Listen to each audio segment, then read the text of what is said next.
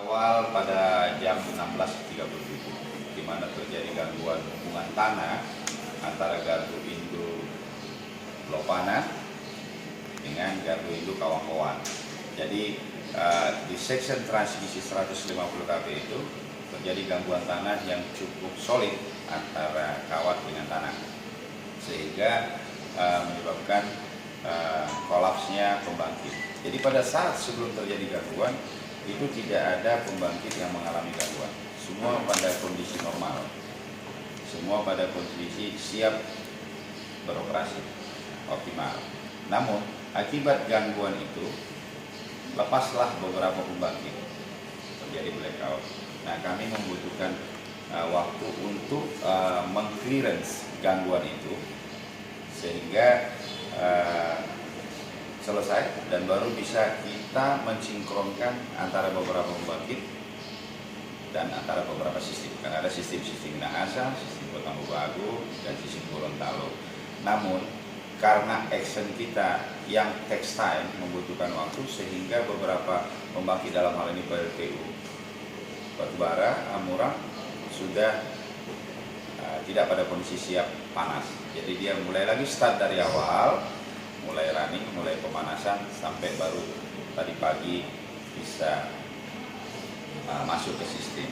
Kenapa juga sampai terlalu pagi? Karena Amurang pembangkit yang besar tidak bisa masuk ke sistem, sehingga waktu kita mencoba sampai jam 3 pagi itu mensinkronkan antara sistem Sulawesi Utara dengan Gorontalo itu perbedaan tegangannya cukup tinggi, jadi hampir 171.000 volt tegangan yang sampai di gardu Isimu namanya. Gardu Isimu itu dekat Gorontalo, di mana di situ secara SOP kita melakukan penggabungan atau sinkronisasi sistem Gorontalo, dalam hal ini gardu induk Batu Tinggi, gardu induk Molitabu dan Peluru Molitabu, dan PLTD Telaga dan pembangkit kecil lain dengan sistem di belahan Sulawesi Utara.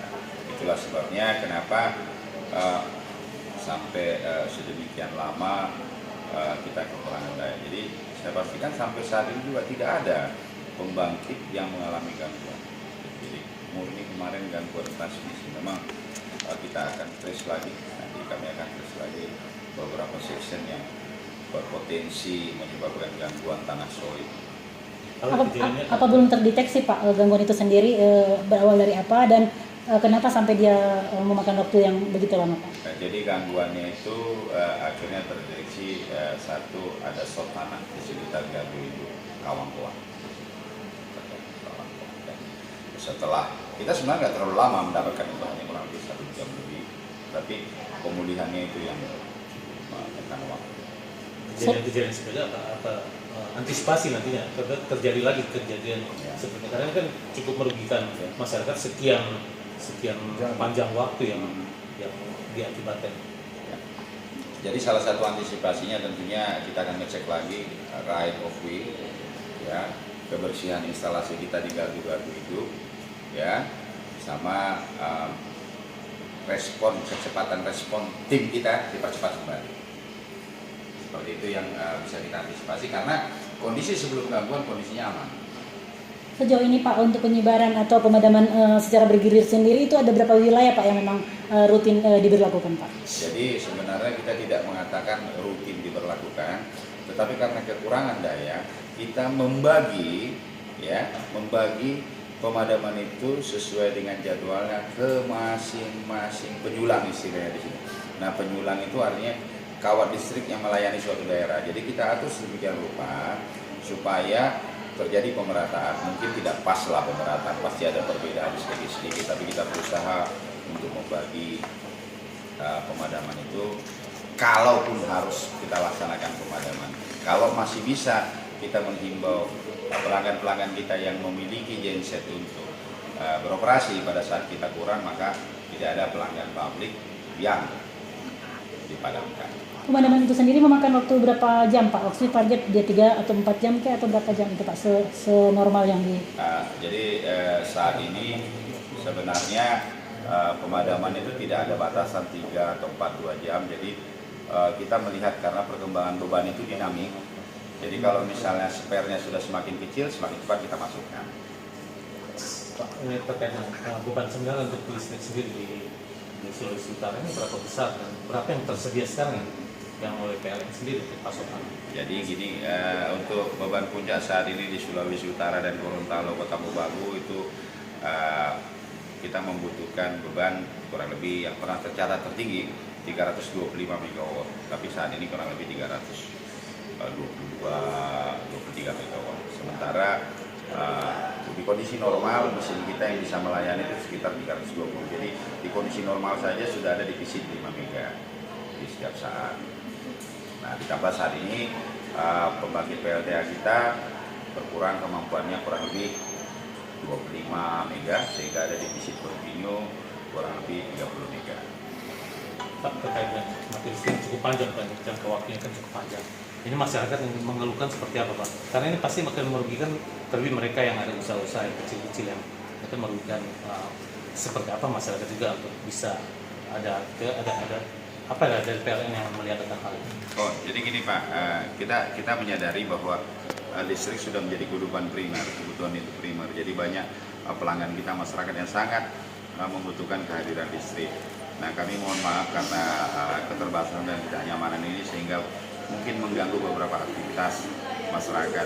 Namun apa yang akan dilakukan PLN dan sudah dilakukan, saya katakan bahwa saat ini kita sedang menunggu selesai karena sekarang under construction pembangunan PLTG di Marisa di Kabupaten Mobagu Gorontalo dengan kapasitas 100 MW total, dan itu diperkirakan pada Desember akhir akan masuk 50 MW dan di bulan Februari akan masuk 50 MW, dan kalau itu sudah masuk akan membantu divisi kita. Di saat yang bersamaan juga Pak akan ada pembangunan pembangkit PLTG di atas vessel yang akan kita pasang di Amurang, Minahasa Selatan dengan kapasitas 120 MW. Jadi saat ini letter of intent-nya sudah ditandatangani dan sedang persiapan dari negara asal PLTG tersebut menuju ke Indonesia, ke PLTG Amurang, dan di saat bersamaan kita bersama kontraktor sedang menyiapkan infrastruktur di darat yang diperlukan nantinya, sekaligus urusan perizinan dengan Pemda, dan itu sebabnya Kamis kami merencanakan untuk ketemu Ibu Bupati, segera bertemu dengan Ibu Bupati Aminsal untuk meminta dukungan agar keperluan perizinan yang diperlukan untuk PLTG. Nah itu jadi artinya Pak, dalam Januari akan ada tambahan. Memang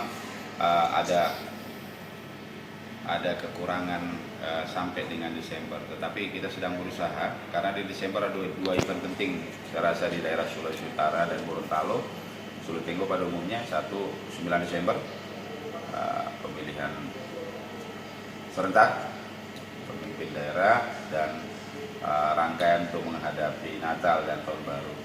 Jadi kami berharap kami akan mengkondisikan, menjaga semua kondisi mesin pada saat ini aman, dan diharapkan kita sudah dapat bantuan nanti turun hujan, ya, dapat membantu daya mampu, dan bersamaan dengan itu ada perbaikan beberapa unit mesin diesel kami yang saat beberapa lama yang lalu belum sempat diperbaiki, dan itu akan bisa menambah daya mampu, dan diharapkan pada saat 9 Desember pada saat pelaksanaan pilkada nanti dan rangkaian selanjutnya kita bisa memberikan pelayanan listrik yang baik, ya. Salah satunya lagi ditambah lagi dengan mungkin di beberapa kantor KPU kita akan memasang genset standby sehingga kebutuhan listrik di beberapa kantor KPU maupun KPU kabupaten atau provinsi tersedia pada saat itu. Terima kasih. Baik.